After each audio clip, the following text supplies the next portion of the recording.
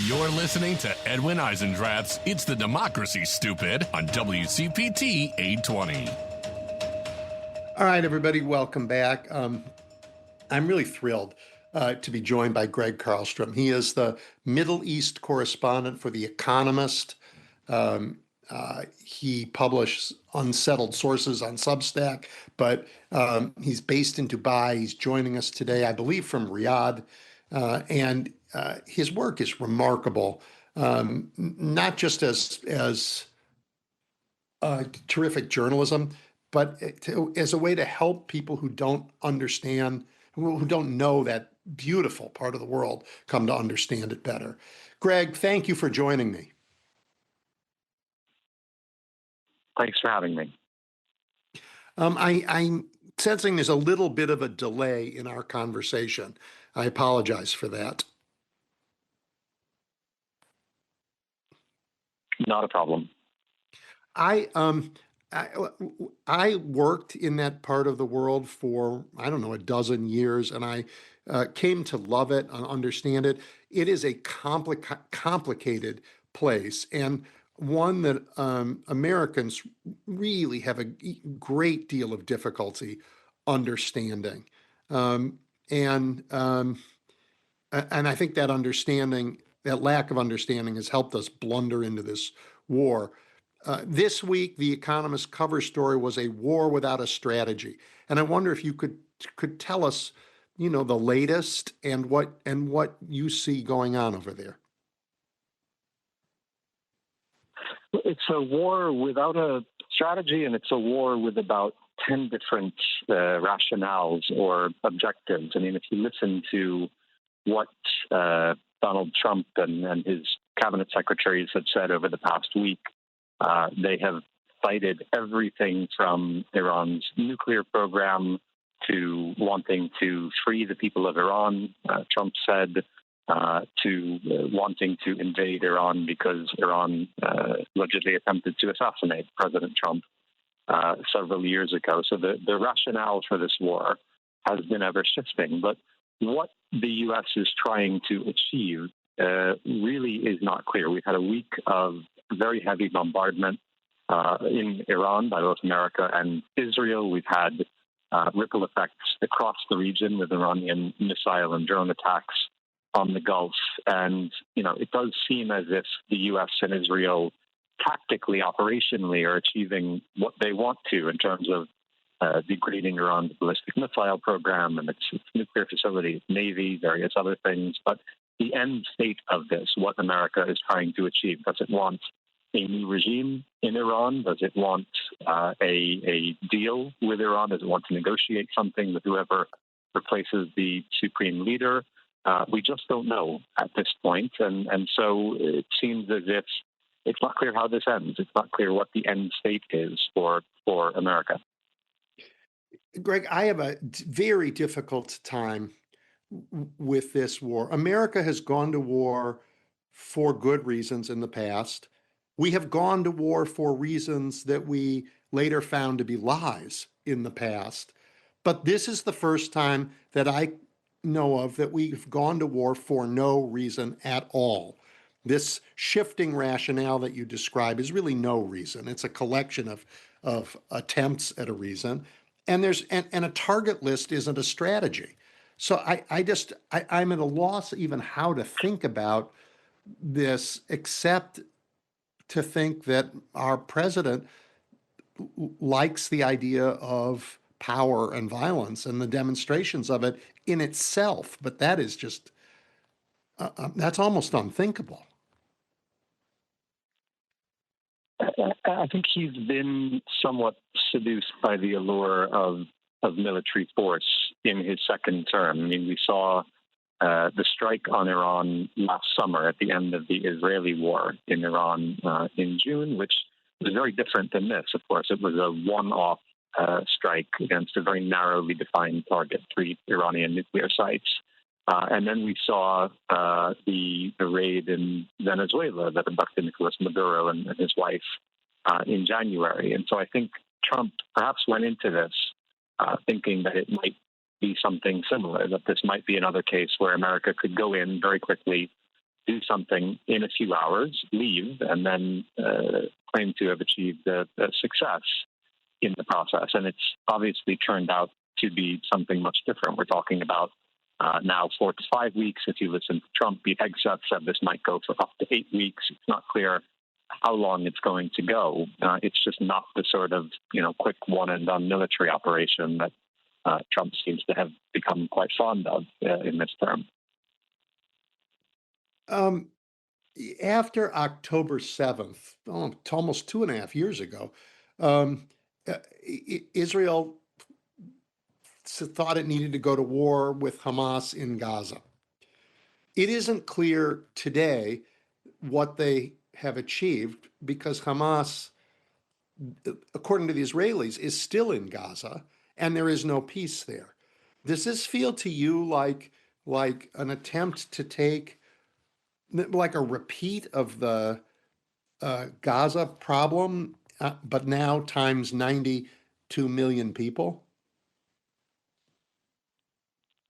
It does in two almost opposing ways. I think on the one hand, it looks very similar if you look at it from the American perspective of having a war that, as you described it, it's a target list. It's a list of operational capabilities, military capabilities that the Iranians have that America wants to degrade, but there isn't a political end state in mind. And so, yes, it's very likely that this ends up in a scenario where either the regime remains in power with a new face on it, but remains in power, or we see Iran tip into chaos, perhaps insurgency, civil war, the sort of unrest we've seen in Syria and Iraq. So I think it's similar in that way, but it's also similar if you think about it from the Iranian perspective. What we're hearing right now from various Iranian officials is that their objective is to survive the war, that if they survive and the regime is still in power, then they will consider that a success, which is similar to the logic that Hamas applied after October 7th and throughout the Gaza war. But, I think it's instructive to look at what does survival look like for Hamas. They're still there. They're still ruling over half of Gaza, the half of Gaza that is not occupied by Israel, but it's a wasteland, and there has been no reconstruction since the end of the war. There's no productive economy at this point. Gaza has been absolutely shattered. And you can imagine, again, something similar happening with Iran, where the regime survives, but the war ends up being so devastating, not just for its military capabilities, but for Iran's economy, for Iran's relations with countries in the region, that the regime that survives is a shell of what it used to be. It's a husk that is still in power. Yeah, but Greg, I hear your words. I don't have the capacity to imagine that. I look at Gaza, but that was about 1 million people and a geography the size of an American county. And Iran is what, 92 million people and huge.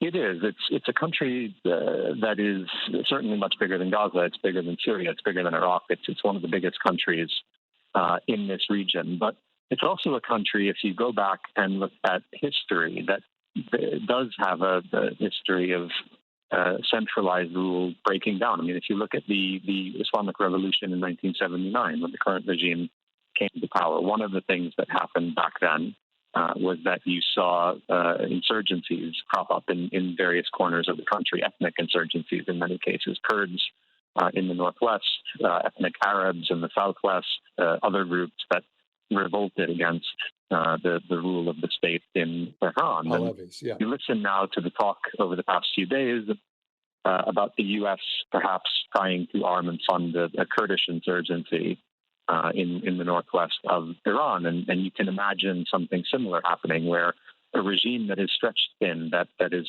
watching its military capabilities be degraded by American and Israeli bombardment, might not be able to exert control over the entire country. And what you might have is chaos in that very big, very central country in the part of the Middle East and West Asia.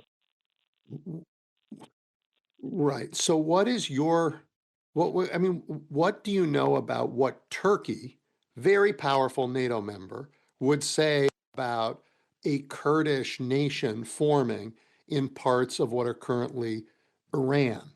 I don't, that is not an idea that seems obvious to me.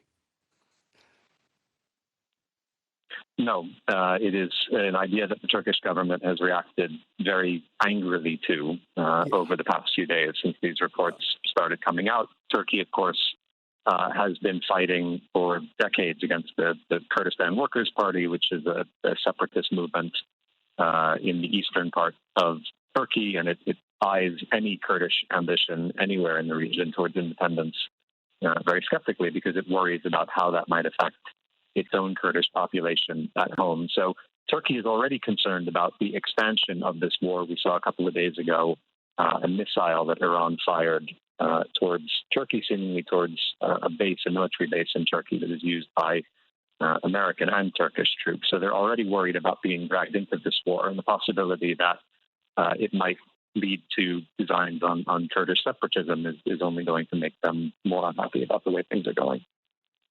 Yeah, all of it seems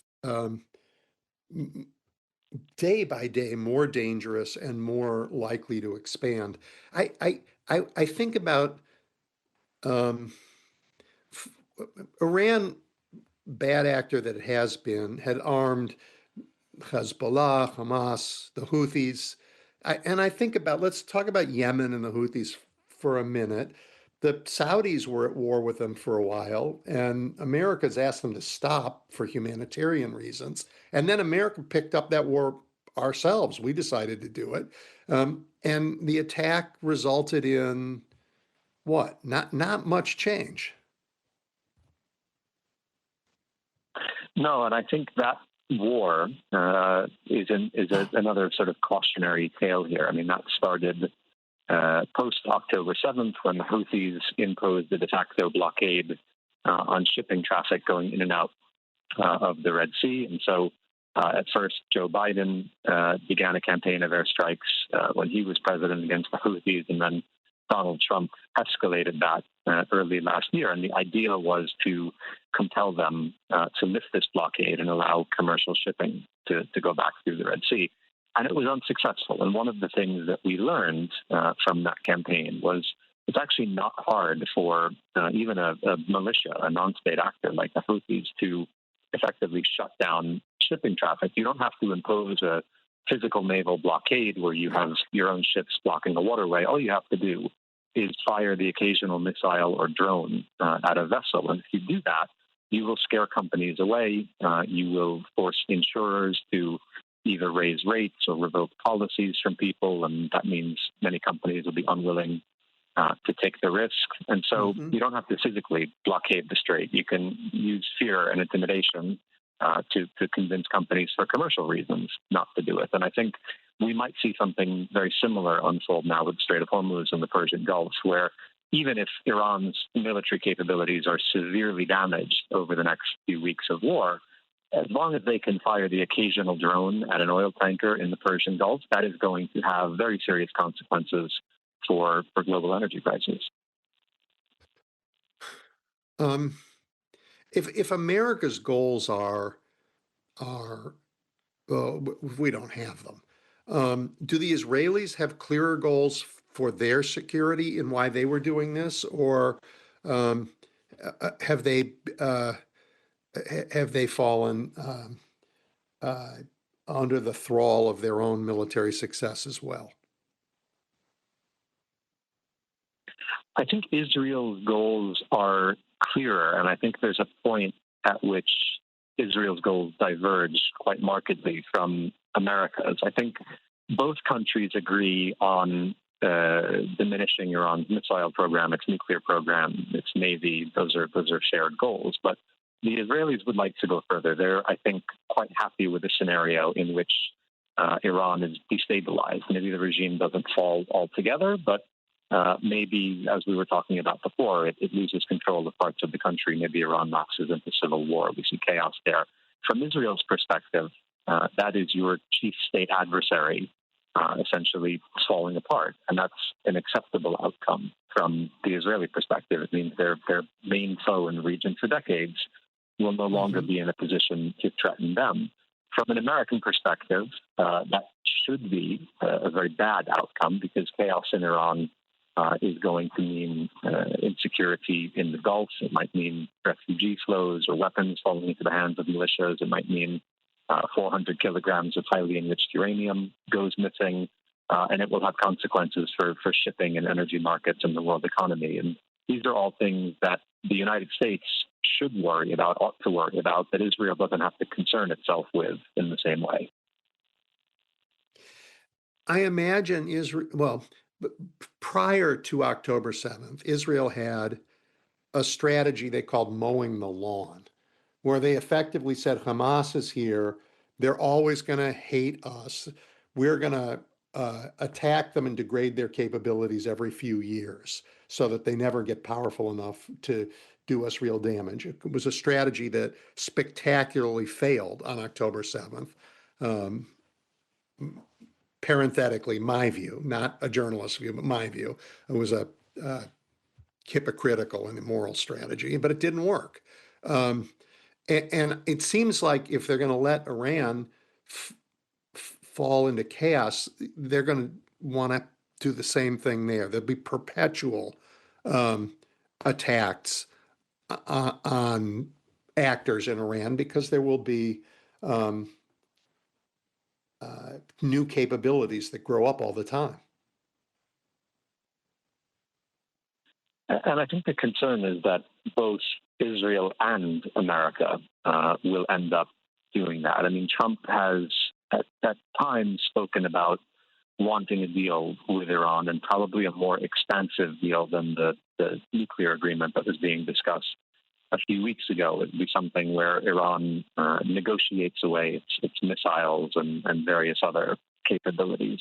And I think that's very far-fetched. I don't think that Iran, at this moment, when it has been attacked now twice in the past year, when it's navigating a political transition for the first time since 1989, I don't think this is a moment when anyone in Iran is going to be willing to make that sort of comprehensive agreement with the United States. So what do you do next then? If the regime remains in power and if it doesn't make a deal with the U.S., it will at some point start to rebuild those capabilities that are now being destroyed.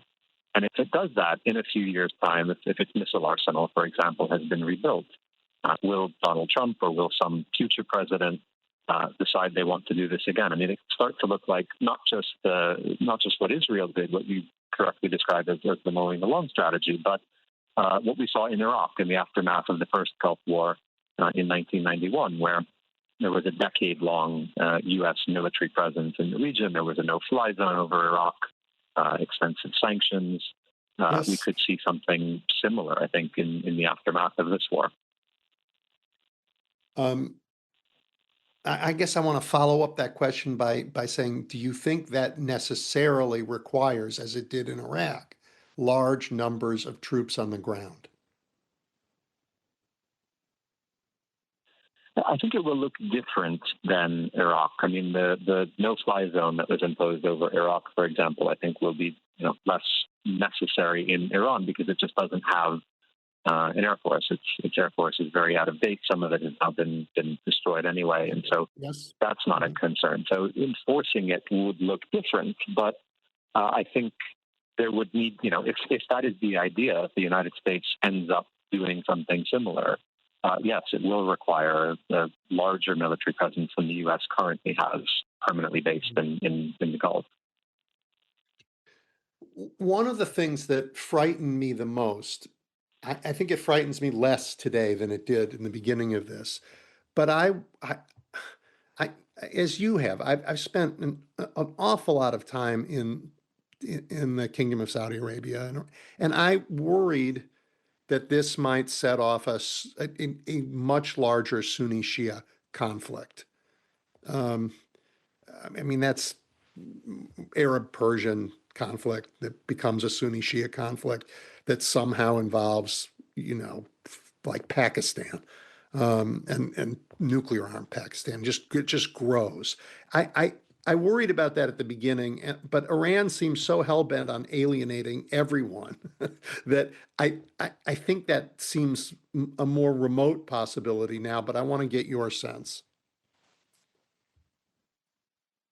Yeah, I think that is a remote possibility at the moment. I think there's a possibility of some enduring conflict between Iran and the Gulf states. I don't think it's going to take religious overtones, but the worry in the Gulf right now is very much that this war ends, the regime is still intact. And one of the things that it will learn, that Iran will learn from this war, is that attacking countries in the Gulf is a very effective way to put pressure on the United States and on the world because of the consequences that it has for energy supplies and for the global economy. And so they're very fearful that the U.S. will leave in a few weeks. Trump will declare victory, as Trump does, and walk away. And the countries of the Gulf will be left to deal with a mess, with a very hostile neighbor on the other side of the Persian Gulf that will probably still have an arsenal of drones and other military equipment, and now not only the willingness to use it against them, but the understanding or the belief that using it is an effective way to pressure America. Well, and I was in that part of the world when President Obama said, I am drawing a red line if Syria uses chemical weapons on its people. And then Syria did. And President Obama, for his own reasons, said, you know what, I didn't really mean that red line. We're going to take a different path. And the folks in Saudi Arabia said to me, we will never trust America ever again. That, we expect a powerful nation to keep its word. They may have gotten over that because they're working closely with the Trump administration now. But if America declares victory and leaves, and the regime remains in Iran, what happens to America's relationship with Saudi and those Gulf states? I think it's damaged. I think it's very seriously damaged. And you're right to look back a bit in history for the context of this. It's not just Obama's failure to enforce that red line. It's also in Trump's first term, his failure to do anything really after Saudi oil fields were attacked in 2019 by Iran or by an Iranian-sponsored group. Joe Biden, when he was president, there was a drone attack on Abu Dhabi that killed 3 people. Abu Dhabi, the capital of the United Arab Emirates. And Biden didn't even pick up the phone for several weeks after that and call the president of the UAE to express his condolences or ask what he might do. So there is this pattern now from the perspective of Gulf countries. There is this pattern of America simply not being the security guarantor that they thought it was. And I think whatever happens, however this war ends, whether it's from their perspective, a positive end where the regime is no more, or whether it's a much more worrisome end where the regime is still intact, I think the way this war was started over their objections after weeks and weeks of lobbying from Gulf countries who urged Donald Trump not to do this, without any advance notice, without any real preparation, I think it's going to have a lasting impact and a negative impact on the way they perceive their relationship with the United States. Yeah.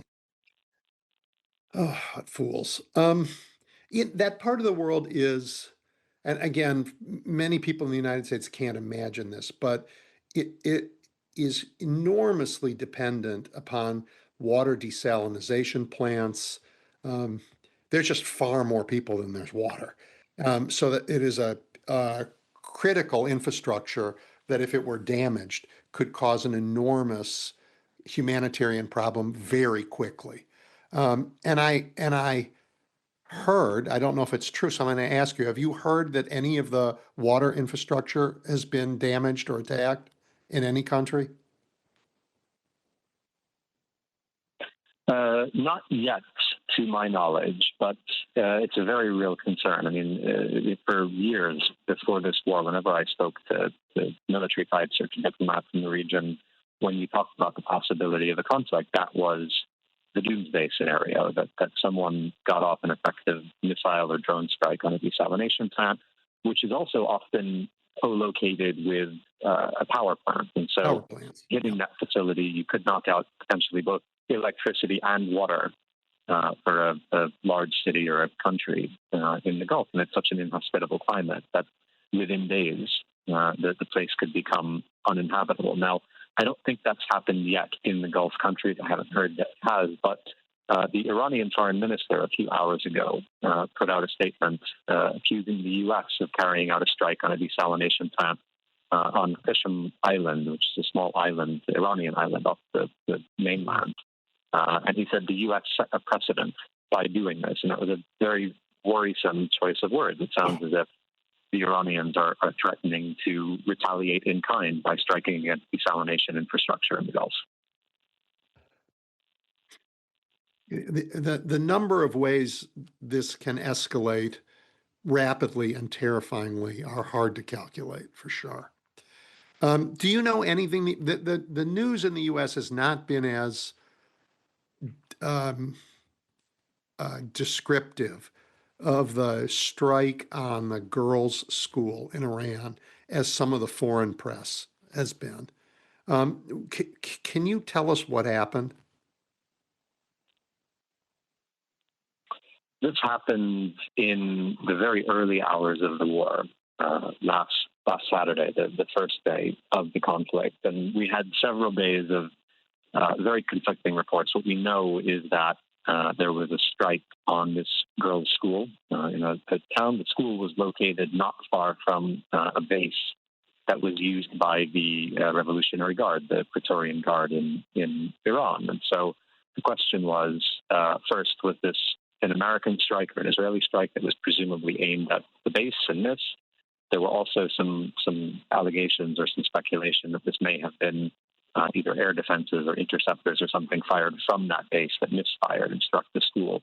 I don't have a definitive answer about what happened and what killed dozens of young girls, but I think on balance from everything that I have heard and from satellite imagery and whatnot, it does seem as if this was an American strike, an American bomb that hit this school and killed a large number of girls. But there has been no claim of responsibility, certainly no apology for it from the Pentagon. And I suspect even if it were definitively proven this were the U.S., that we would not hear a claim of responsibility or an apology from this administration. No, you will not from this administration. Let me turn to Lebanon and what's going on there.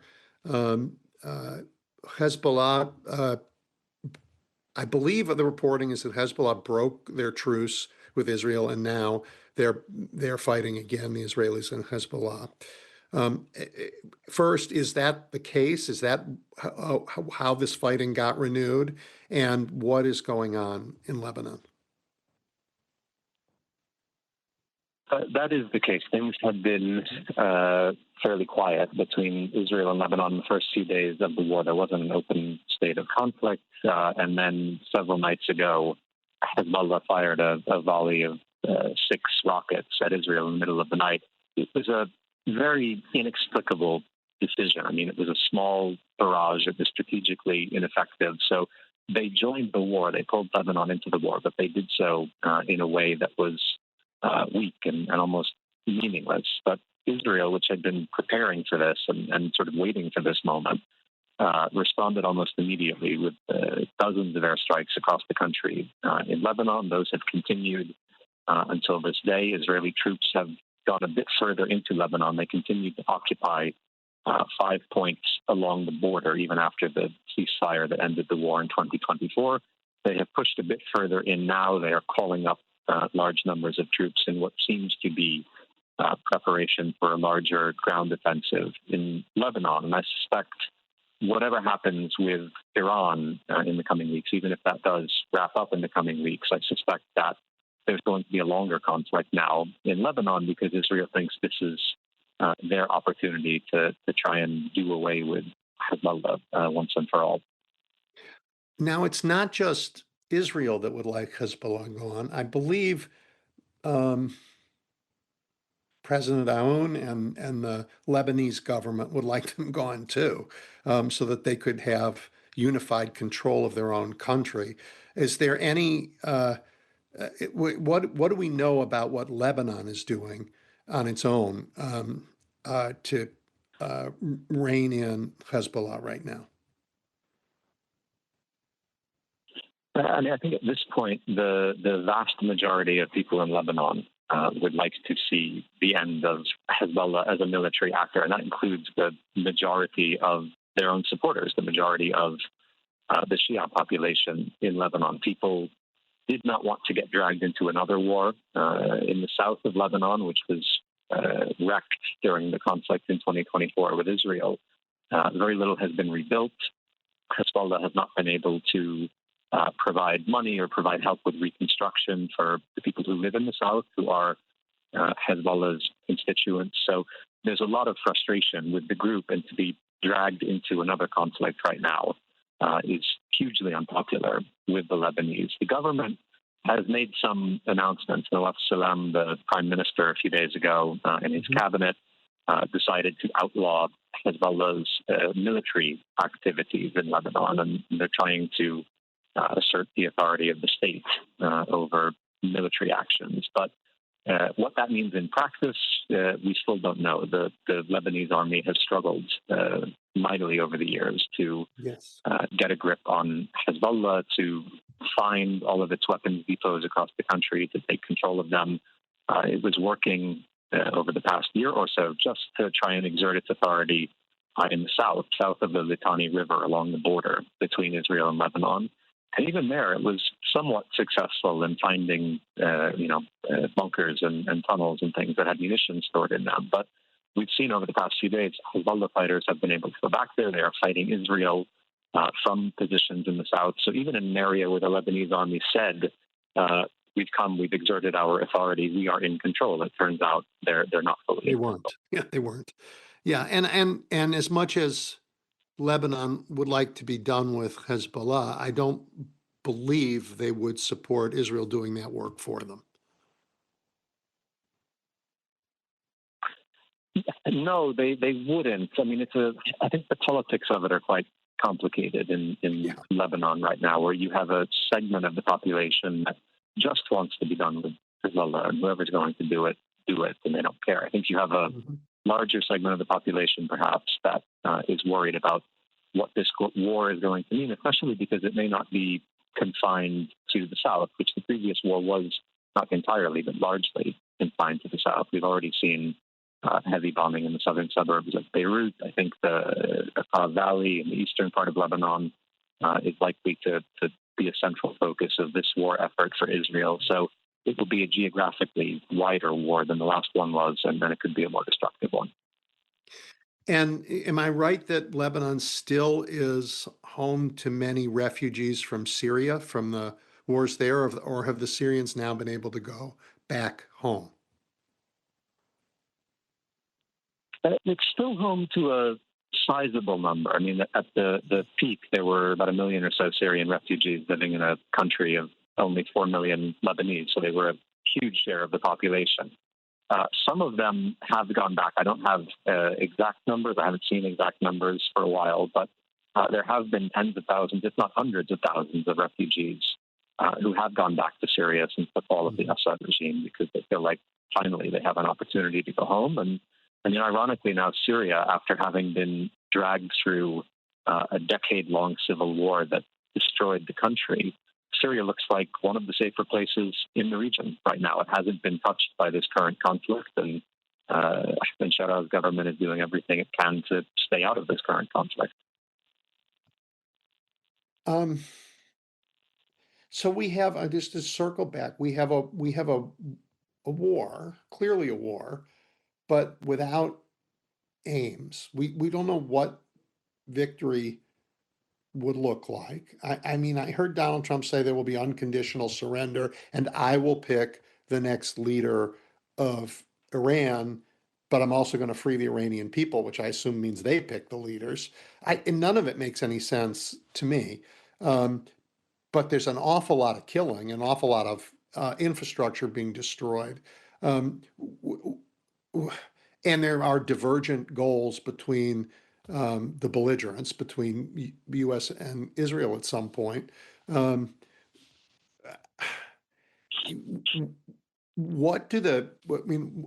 there a role for the other nations here to help push for a kind of peace that they can live with? What do you hear from the Saudi, the Emirati, the Qatari diplomats? all of them, I mean, particularly the Qataris and the Emiratis have had relations with Iran.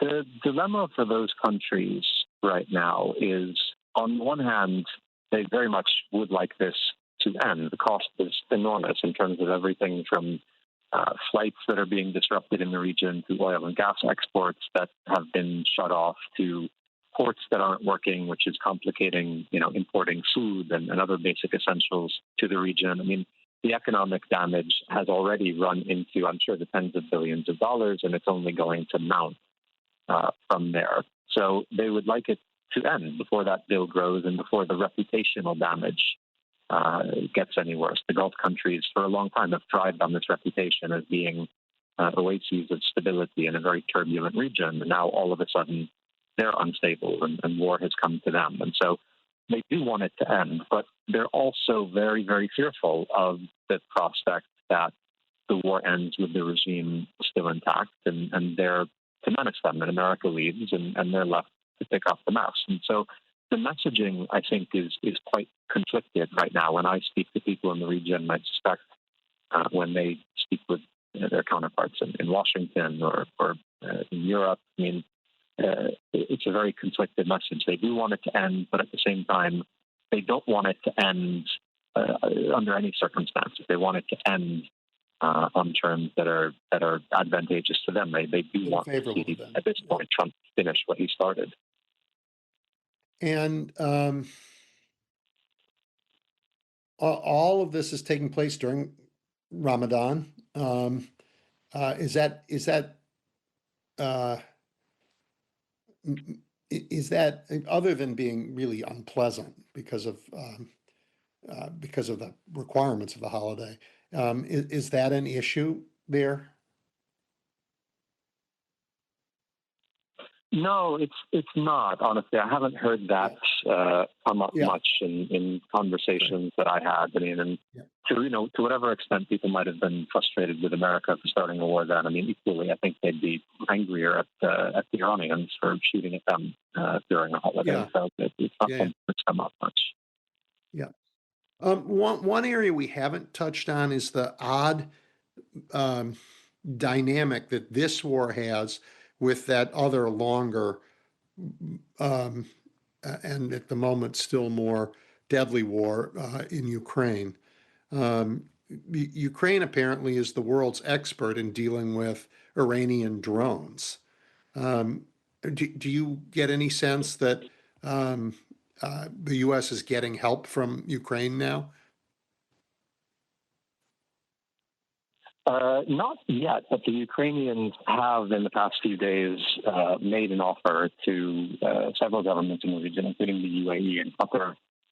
Their leaders have spoken with President Zelensky, and he's offered to send advisors to help train them how to deal with these drones. The issue with the drones is you can shoot them down more cheaply than you can ballistic missiles. There are myriad ways to do it. You can use helicopters, you can use other drones, you can use unguided rockets that have laser guidance systems bolted onto them. So you don't have to use a $3 million Patriot missile to shoot down a $35,000 drone. But the Gulf countries, by and large, just are not prepared to do that. Their air defenses are really focused on ballistic missiles, and they've been using them for drones as well. And so the Ukrainians have offered to help, but they want something in return.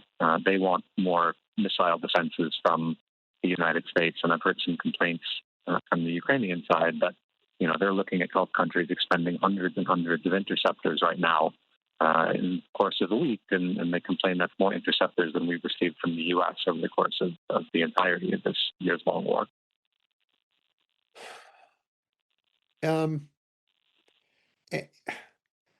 If Americans, I mean, your reporting is terrific, and as I said at the beginning, it helps Americans understand, not just understand the war, but understand that part of the world. I mean, in Lebanon and Syria, they are very different than Saudi and Kuwait. They're just worlds apart, different. And all of that is enormously different than Iran. It's a very diverse, interesting part of the world. How can Americans um, if they want to, learn more about this region. I mean, I think we're still scarred by Iraq, and we think we know about the region because of that experience, but that's not this experience. And I think that's one of the problems with a lot of the discussion around this war, on Middle East policy in general, is we're always looking back to the previous example. I mean, it's a region that, as you say, America has been involved in often in quite negative ways for a very, very long time now. And so there is that horrible experience of Iraq 20 years ago, and people are looking back to that to try and make analogies to what's happening now. And I think this is likely to be a very different war. I think in terms of everything from the numbers of American troops that are sent to the economic consequences to the geopolitical implications, this is a very different one. So, I mean, I think as a start in terms of trying to understand and think through what's happening in Iran right now, it's to try and understand it on its own merit, try and understand that this is a very different Middle East today than it was 20 years ago. It's a region that's been through the Arab Spring, through a decade of civil war in Libya, Yemen, and Syria, and various other countries. And it's a region that has its own agency. It's not just a region where, even though it seems to be now, where the United States and a handful of other powerful countries dictate what happens. It's a region where countries here have their own agency and also have a say in events.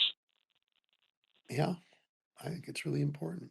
Well, I'm very appreciative of your time and your expertise, and I know it is getting late in Riyadh, so I thank you for staying up and helping us understand this. Thanks for having me. You bet. All right, everybody. You can follow Gregg's work in The Economist. Again, he's their Middle East correspondent, and it's fabulous reporting. It's clear thinking, and it's very good writing. So please grab hold of The Economist and pay attention to that part of the world, please, please.